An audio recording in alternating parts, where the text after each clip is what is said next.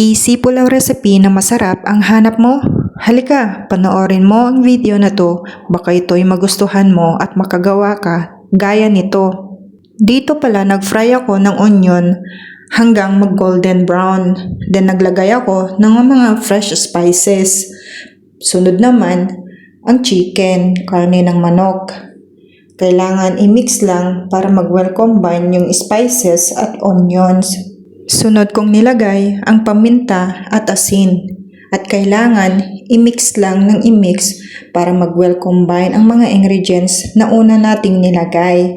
At dito, naglagay na ako ng ginger garlic paste. Mix lang din for 1 minute.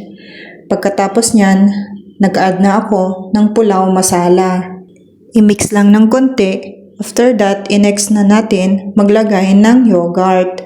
I-mix lang din for 1 minute. And then, mag-add na tayo ng tubig. Then, i-mix na natin nito for few seconds.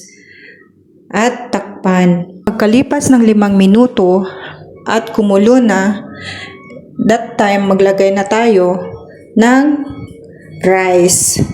I-mix lang din until 10 seconds para sa ganon, yung lasa ng karne ng manok at yung curry ay mag-well combine, tapos takpan ulit until 5 minutes. Then haluin ulit. Kailangan kasi haluin para pantay yung pagkaluto ng manok ay karne ng manok at kanin. Pag ganyan medyo dry na, kailangan na nating i-keep for 20 minutes na dam. At ayan, ready na ang aking pulaw. Tara, kain na. Baka na naman nagustuhan mo ang video na to. Pa-follow, like, and share naman dyan.